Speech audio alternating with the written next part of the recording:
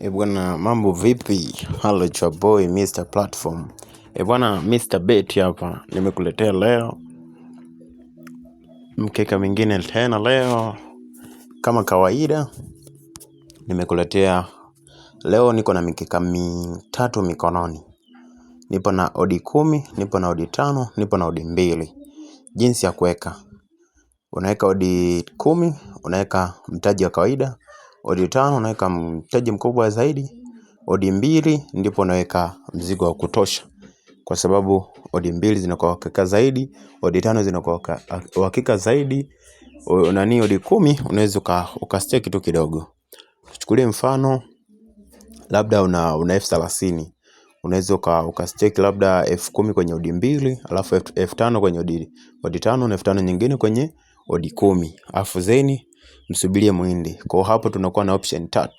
Tukimkosa odi 10 tunampata odi 5, tukimkosa odi 5 tunampata odi 2 zeni, au tunaweza tukampata kwenye odi zote, kwamba odi 2, odi 5, odi 10, au tunaweza tukampata kwenye odi 5 na odi 2, au odi 10 na odi 5.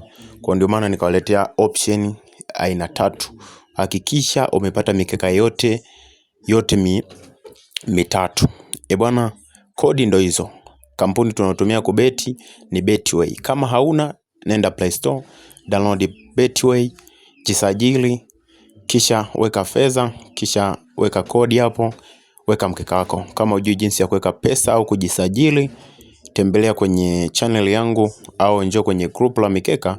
Utakutana na mafunzo jinsi ya kuweka na jinsi ya kutoa kila kitu. Lakini pia kama bado hujajiunga na group letu la mikeka, unaweza kuangalia namba kwenye comment hapo au linki ukajiunga moja kwa moja kwenye group letu, kwa unapata mikeka ya kila siku.